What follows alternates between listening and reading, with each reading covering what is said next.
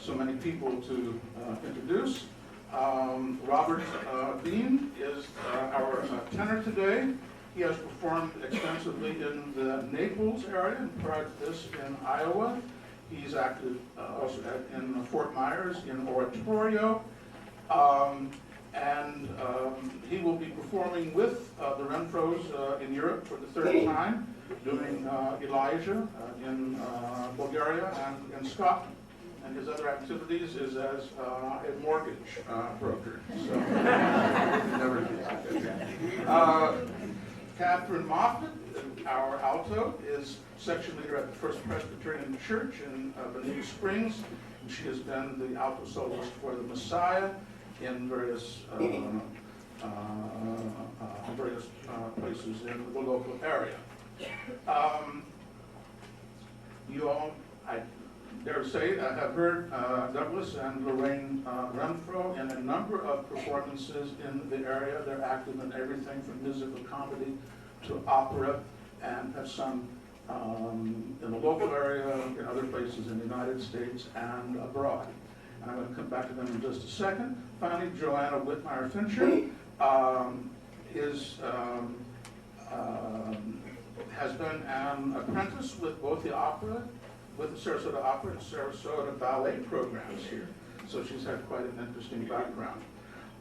If you are interested to hear Lorraine and Doug once again, I invite you to come this Wednesday at 12 noon to Cohen Hall, which is the West Coast Symphony Building, where they will be performing for Lunchtime Musicale. And that's 12 noon, right after my course here at 10:30, so you can just roller skate on up there and enjoy another marvelous program. And if you are really fascinated to hear them and Robert Beane in addition, when you leave here, you might want to go this afternoon up to Holly Hall and hear them as part of the Gloria Musicae performance. So, many opportunities. Well, I'm going to just tell you just take a moment or so to say something about Gilbert and Sullivan, and then we will start the program.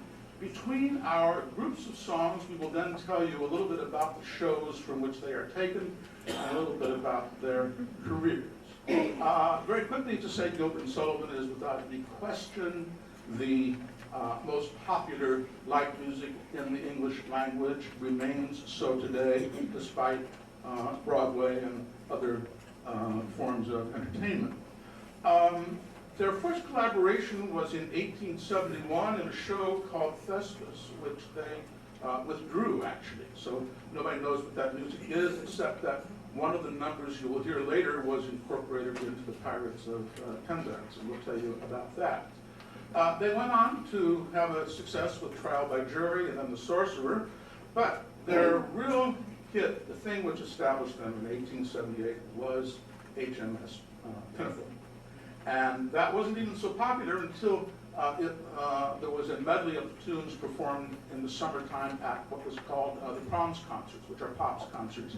And that turned the tide, and from that point on, they were always popular. Well, I shouldn't say always, but they had more hits than they had flops. And as I said, we will tell you a little bit about this, but we're going to start appropriately with a medley from HMS Pinafore. So if you'll give me a minute to adjust the front stage and go to the piano, we will begin.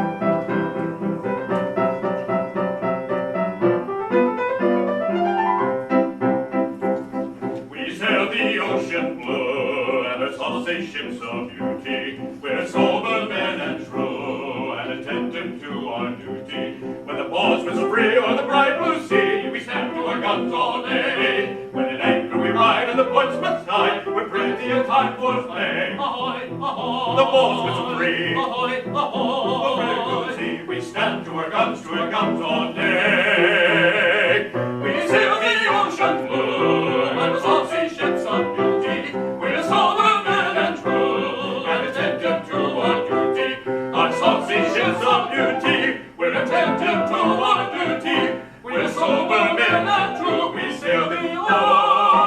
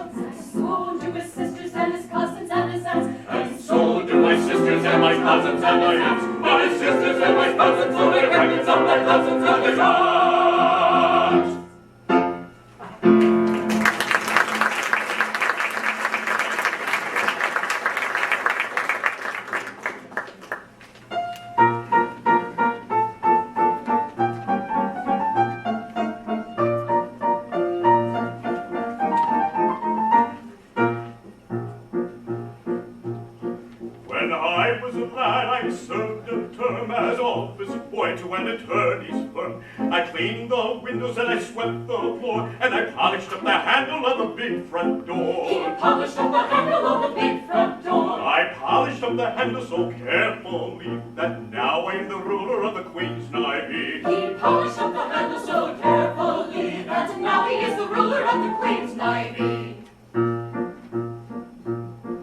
As office boy, I made such a mark that they gave me the post of a junior clerk. I served the writs with a smile so bland, and I copied all the letters in a big round hand. He copied all the letters in a big round hand. I copied all the letters in a handful free, that now I'm the ruler of the Queen's Navy. He copied all the letters in a hand so free that now he is the ruler of the Queen's Navy.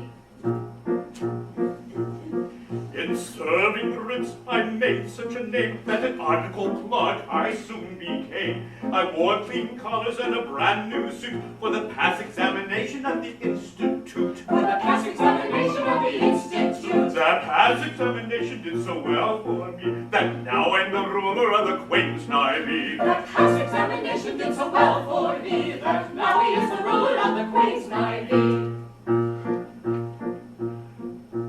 Legal knowledge I required such grip that they took me into the partnership, and that junior partnership, I ween, was the only ship I ever had seen. Was the only ship he ever had seen. But that kind of ship so suited me that now I'm the ruler of the Queen's Navy. But that kind of ship so suited me that now he is the ruler of the Queen's Navy.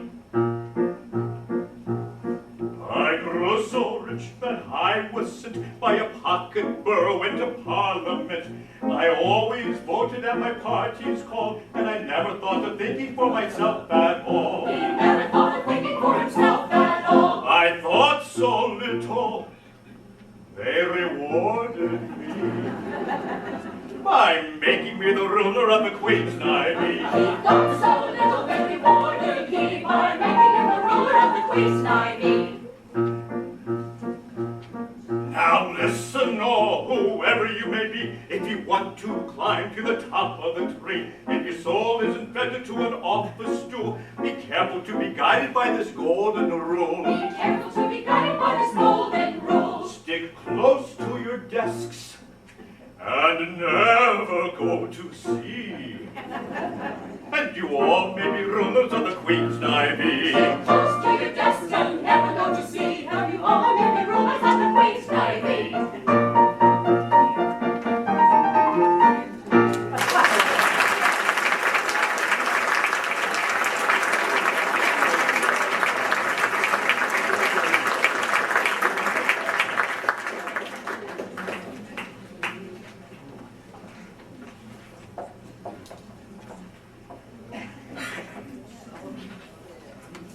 Well, as you mentioned, we're going to tell you now a little bit about the show that we just did a medley from, and then a little bit about the Mikado. So this is not rehearsed, so I have to find out from my colleagues. Am I supposed to do this for you? We both can. Okay. HMS Pinafore, as John said earlier, was actually performed for the first time in 1878. What's intriguing about all of the operettas, short operas, I mean, why were they written? Because the people in England didn't understand the Italian, the French, and the German of the opera world, and they wanted something that they could really identify with.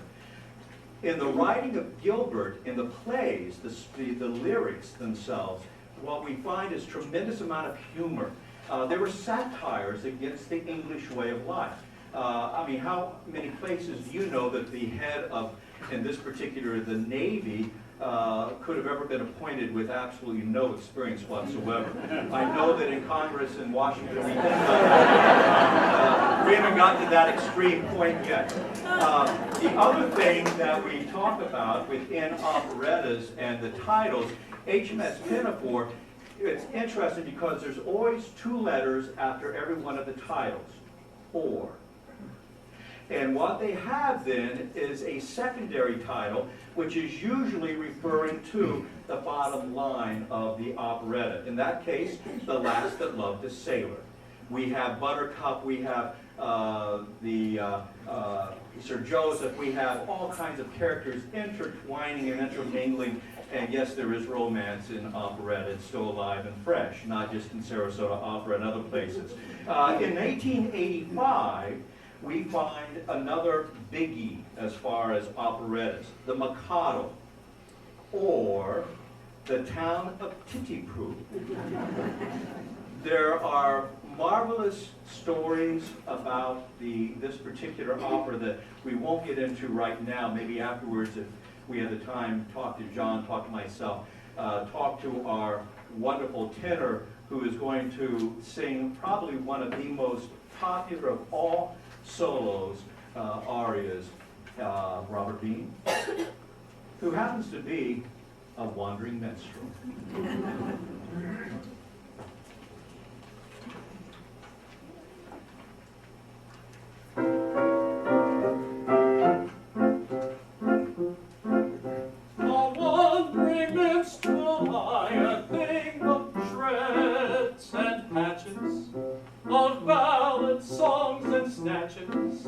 And a dreamy lullaby, my catalog is long through every passion raging, and to your humors changing, I'll tune my soul song. I'll tune my soul song.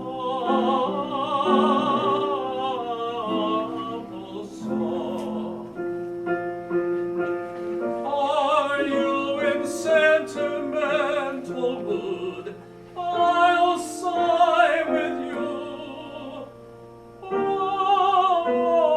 Oh, sorrow. On maiden's coldness do you brood, I'll do so too. Oh, sorrow, sorrow. I'll charm your willing ears with songs of lovers' fears, and sympathetic tears my cheeks may do.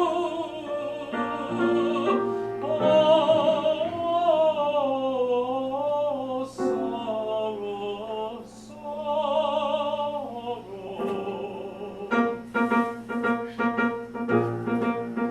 But if patriotic sentiment is wanted, my patriotic ballads cut and dried. For where our country's banner may be planted, all other local banners are defied. Oh, all remote civic rights assembled, never will they conceal it if they do.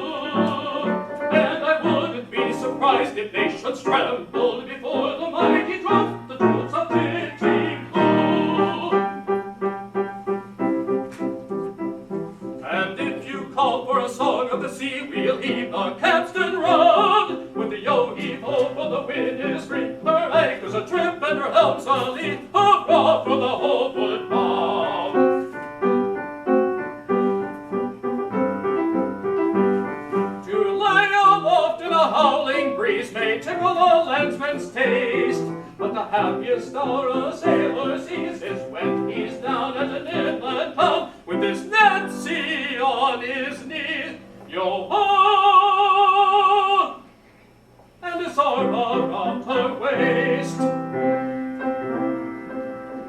Oh, wandering minstrel, I a thing of shreds and patches, of ballads, songs, and snatches, and a dreamy lullaby, and a dreamy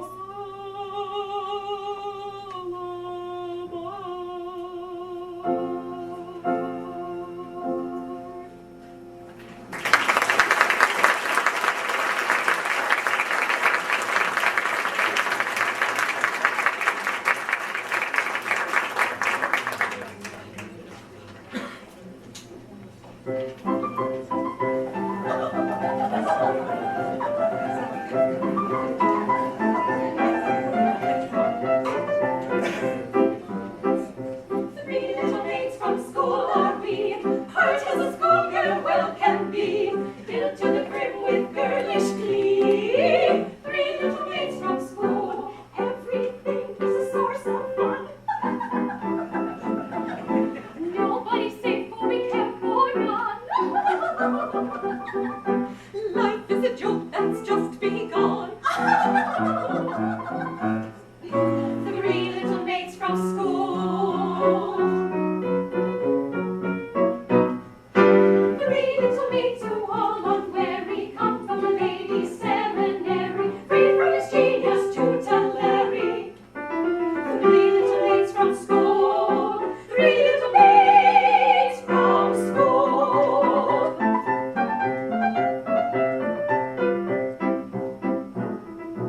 One little maid is a bride young. Two little maids and attendants come. Three little maids is the total sum. Three little maids from school.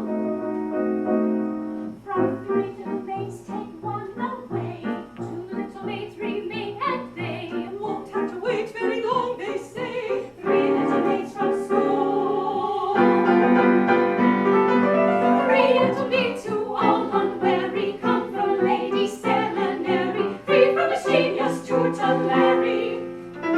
Three little maids from school. Three little maids from school.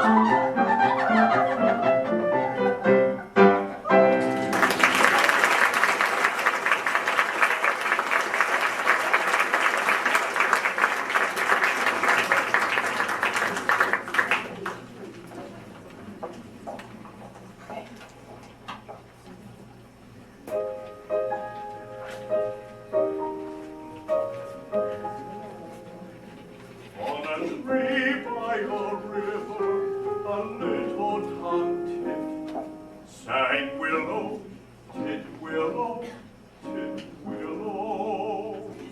And I said to him, Dickie bird, why do you sit singing willow, tit willow, tit willow?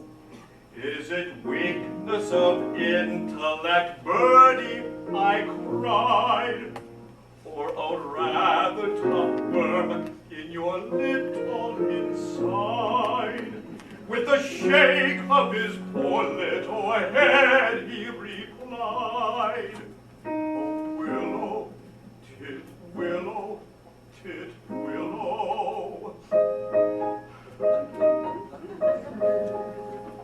He slapped at his chest as he sat on that bough, singing willow, tit willow, tit willow. And a cold perspiration bespangled his brow. Oh, willow, tit willow, tit willow. He sobbed and he sighed, and a gurgle he gave. Then he threw himself into the billowy wave, and an echo arose from the suicide's grave. Oh, willow, tit willow, tit willow.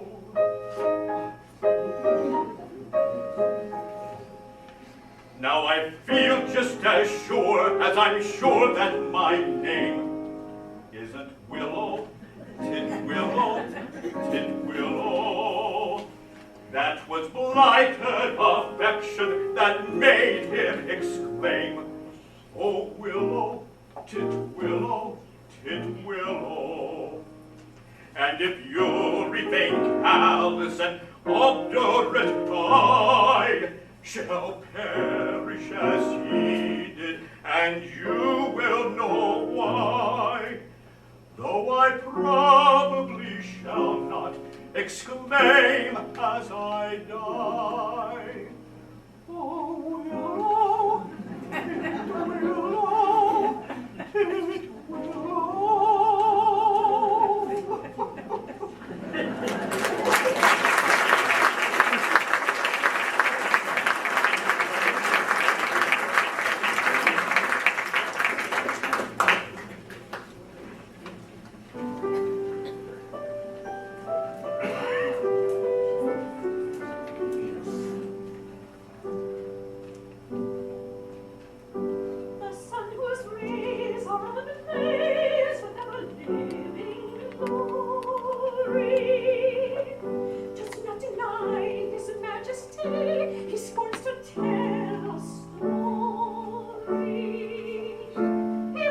claim I blush for shame, so kindly be indulgent.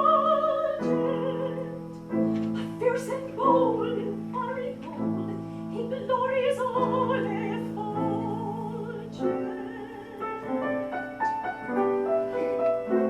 I mean to rule the earth as he was sky. We really know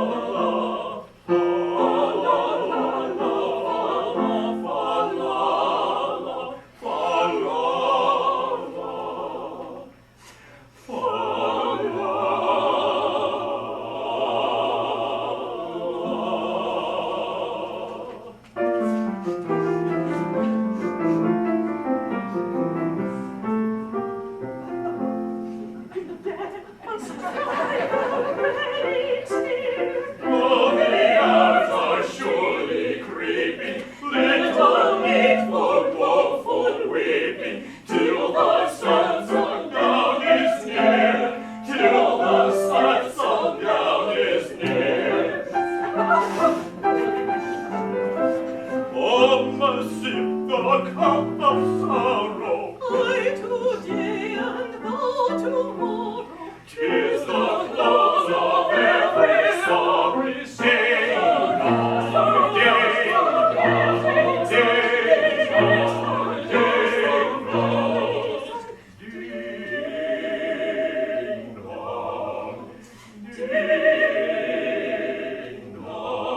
What those solemn shadows fall, sooner or later over all. Sing a merry madrigal. Sing a merry madrigal. Sing a merry madrigal. La la la la la la la la.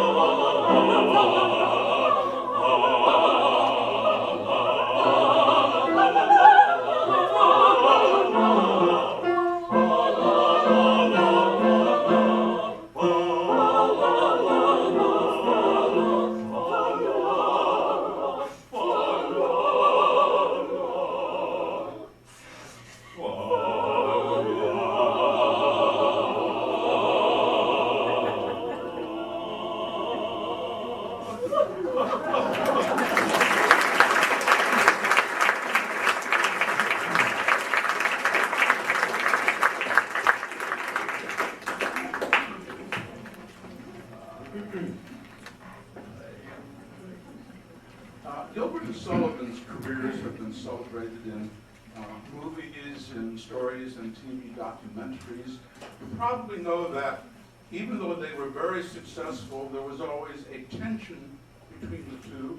Sullivan never got over the feeling that he was lowering himself to write operetta. And of course, he is a composer of more serious efforts, but about the only things that he wrote which are in the common repertory other than the operettas are Onward Christian Soldiers and The Lost Chord. And you may have heard a marvelous orchestral piece called At the Ballet, but other than those things, there aren't too many important serious compositions. He did try a serious opera shortly after completing, I think it was after he completed Gondoliers. It was called Ivanhoe, and it was not terribly successful, even though it had a good initial run, but it never established itself in the repertory. Basically, Sullivan is what we call he's an artist who essentially is eclectic. He borrows his idiom from Schubert, from Mendelssohn, from the operettas of Offenbach, and somehow he melds these into something which is individual, and he was certainly at his best in light and music. One last thing, which is perhaps self-evident from the performances, he sets the English language better almost than anyone else, perhaps Purcell from way back in the Baroque period. But he has a marvelous sense of how to make the words heard, how not to prolong certain vowels as though you were setting Italian, which we are not in English, and it's always very well done. Starting with HMS Pinafore, we have several operettas in a row, all of which have P in the title. And there was a little superstition which Gilbert and Sullivan had. They had success with HMS Pinafore, and then with Pirates of Penzance, and then with Patience, and then Ilanthia had a subtitle, the Peri, and the Piers and the Peri, so that's a P there. And then they had a flop with Princess Ida. So at that point, they dropped the P and went to Mikado. Following Mikado, the tension between the librettist and the composer became more evident. Sullivan wanted to write more serious things. The next two operettas attempted this. Redagore was not a success during the initial run, although subsequently it became a favorite. Yeoman of the Guard is, from some people's standpoint, the the finest, but it kind of divides people. Some people think it lacks a certain lightness of touch, which is exhibited in the other works. The Gondoliers which was premiered in 1888, was their last big success, and that was a return to the kinds of shows that had established their popularity. They went out not with a bang, but a whimper. The last two shows, Utopia Unlimited, and then The Grand Duke. The Grand Duke, unfortunately, was a big flop, although I read some commentary that it's not as bad as the general reception of it. So, it's an interesting story, and we're going to now switch back to the fifth of their shows, the Pirates of Penzance. The Pirates was written for the United States. What had happened was that HMS Pinafore was so popular that there became a lot of unauthorized performances of it in this country. So Gilbert and Sullivan decided to sail across the sea and to establish their copyright ownership by writing a piece for New York City. The legend is that somewhere on ship, evidently Sullivan had forgotten half of the score, which he had already completed, and therefore recomposed a good deal of it. I'm going to let Doug continue here and maybe tell us something about the show specifically. Pirates of Penzance, or The Slave of Duty. What I think American audiences, if you are not familiar with operettas, or any of the music for that matter, of Gilbert and Sullivan in particular, can thank Joseph Papp in New York for bringing to the stage, of all places, the Broadway stage, an updated version of The Slave of Duty, I'm sorry, Pirates of Penzance. And what we find in the story itself is that a bunch of pirates are going around looking to become rich, and they attack every ship that they possibly can. But they have a sensitive and tender heart, led by their pirate king. And what they do is, if they attack a ship and they find out that someone is an orphan, they let that ship go free. I think it's very generous. Maybe we should talk to IRS about that. What we find in this political statement, though, and in fact, I think one of my favorite lines in the whole show is delivered to the Pirate King when he says, have you noticed that every ship that we have attacked is manned entirely by orphans? One would think that the entire British population is, in fact, they are all orphans. As all operettas happen, the pirates arrive, they find 8 lovely damsels in distress. One in particular, Maybelle, is the oldest, and thus the custom that the oldest must be married first until the rest of the children. And the Major General would like nothing more than to marry off not only Maybelle, but all of the remaining 7 as well, so he could get on with his own life. They have a wonderful attack on the village itself, and the policemen come. It's a riotous interaction back and forth. Happy endings. Everyone ends up being free and in love, and yes, the Major General gets rid of all the daughters. What's interesting is the very ending. Why are they set free? Again, a political statement, because they are all, in fact, members of Parliament. And so, in fact, we come back again full circle with our political world, that you can rob and steal blindly and freely as long as you're part of a government. So anyway, Pirates of Penzance, I think, is probably one of the more familiar to all of you. And since I mentioned very quickly and just in passing about the kind-hearted Pirate King, maybe I could start in doing a little number here after John's finished. Thanks. I just want to add 1 or 2 more points. This was intended, this entire score, as a parody of opera. But as with many musical parodies, Sullivan did it so well that it takes on a kind of a beauty of its own, and the parody, we have to really know what he's parodying. There's one, obviously, in the famous chorus with Cat-Like Tread. He's parodying choruses as in Il Trovatore, where the chorus is shouting, silence, quiet, and that kind of a thing. So we're going to hear, and one more thing just to point out. We're going to hear Climbing Over Rocky Mountain. As I mentioned, this is actually from Thespis, the first show of Gilbert and Sullivan, which was withdrawn, and he interpolated it into this show.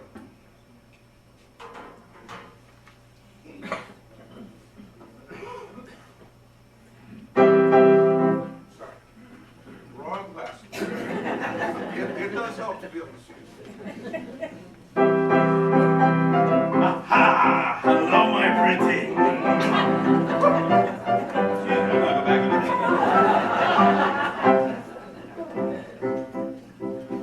Oh, better far to live and die under a brave black flag I fly than play a sanctimonious part with a pirate head and a pirate heart.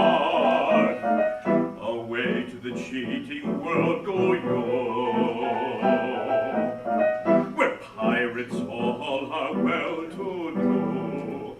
But I'll be true to the song I sing, and live and die a pirate king.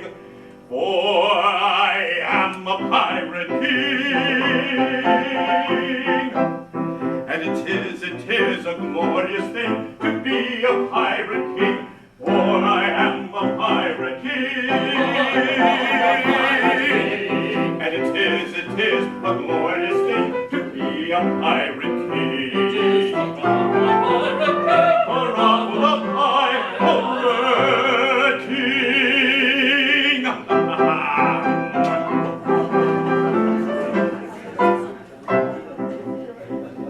When I sally forth to seek my prey, I help myself in a royal way. I sink a few more ships, it's true, than a well-bred monarch ought to do. But many a king on a first-class throne, if he wants to call his crown his own, must manage somehow to get through more dirty work than ever I do. For I am a pirate king, and it is a glorious thing to be a pirate king. For I am a pirate king, and it is a glorious thing to be a pirate king.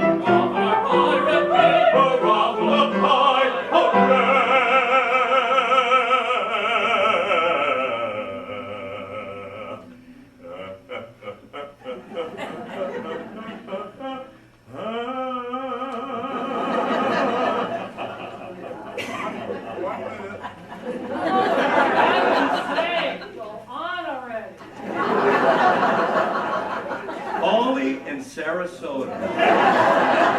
The pirate king.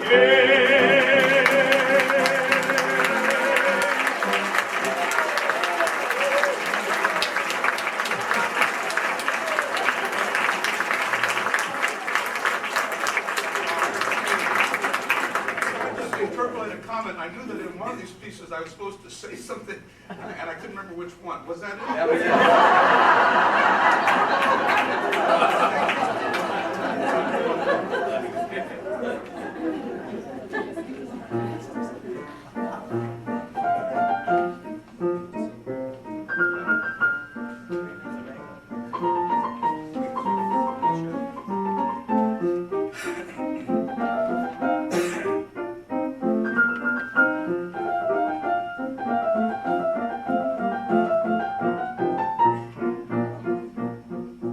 Climbing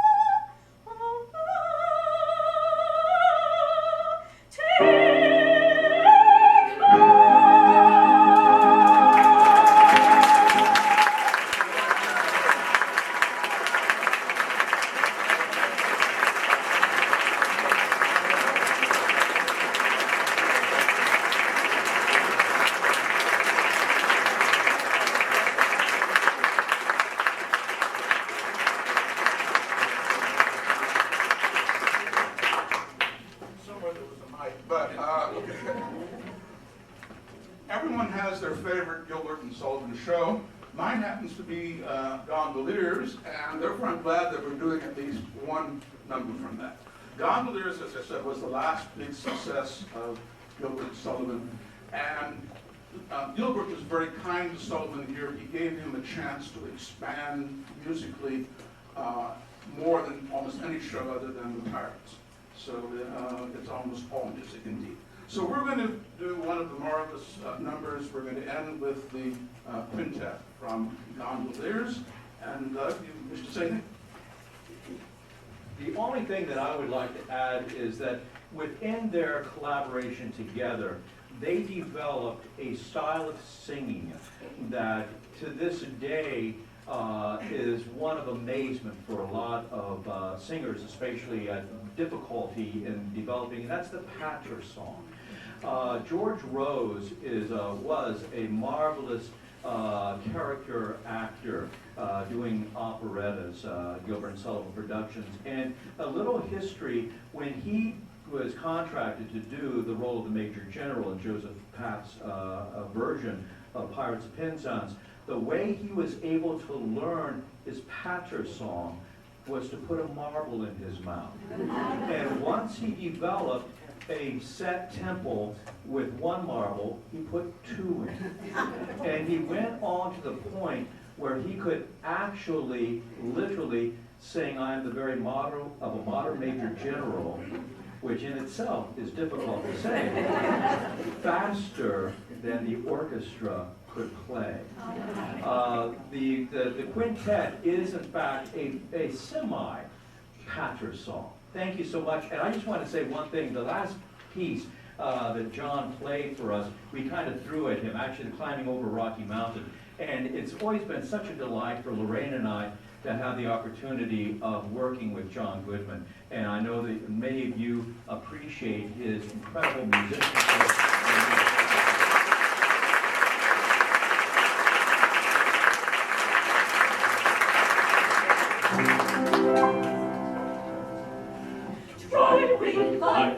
We can never straighten out life's tangled skein.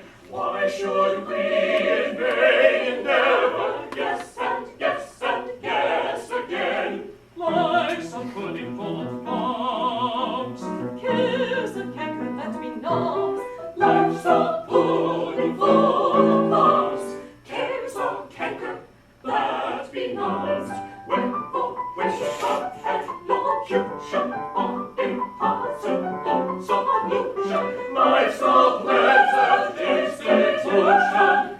Let us take it as it comes. Let us take it as it comes. Set aside the dull enigma. We shall guess it all too soon. Fill your brains.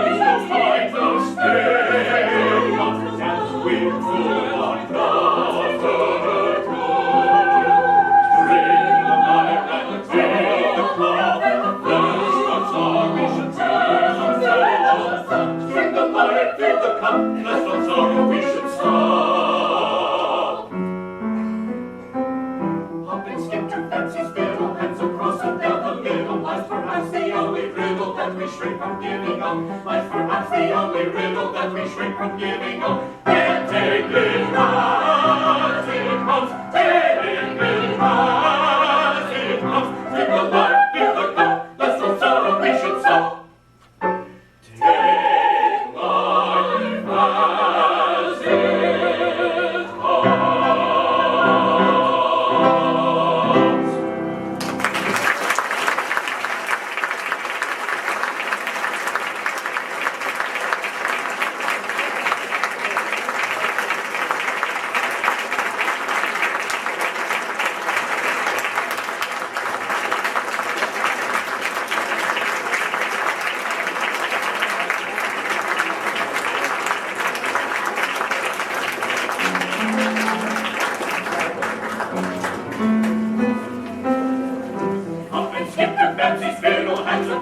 down the middle. Life's perhaps the only riddle that we shrink from giving up.